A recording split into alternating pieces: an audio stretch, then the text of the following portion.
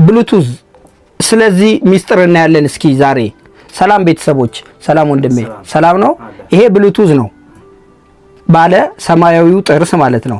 ብሉቱዝ የሚባለው ነገር ከምንና እንዴት መጣ መሰለ በ10ኛው ክፍለ ዘመን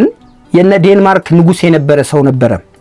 ሄራልድ ጉርምሰን የሚባል ሙሉ ስሙ ነው ወይንም ቅጽል ስሙ ላይ ደግሞ ብሉቱዝ ይባላል ባለ ሰማያዊ ጥርስ የተባለበት ምክንያት ሚስጥሩ ምንድነው መሰለ የተለያዩ ፍራፍሬዎች ይበላ ነበር እንደ ብሉቤሪ አይነት ነገሮች በዛ እነዛም ከመብላቱ የተነሳ ጥርሱ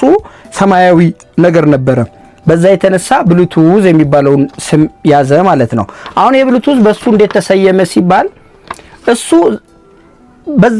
በዛ ዘመን ዴንማርክንና ኖርዌይን አንድ ለማድረግ ሐሳብ የነበረው ሰው ነው አልፎም ተርፎ ሌላ ስካንዲኔቪያኖችን ወደ አንድ ለማምጣት ያስብ የነበረ ሰው ነው አሁን ብሉቱዝ ማለት የተለያዩ ዲቫይሶችን ወደ አንድ ማምጣት ማለት ነው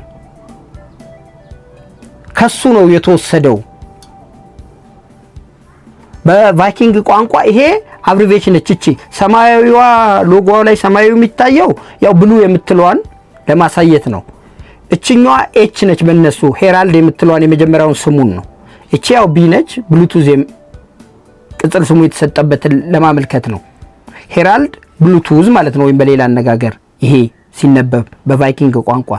ይሄን ይመስላል እንደሚመቻችሁ ተስፋ አደርጋለሁ አመሰግናለሁ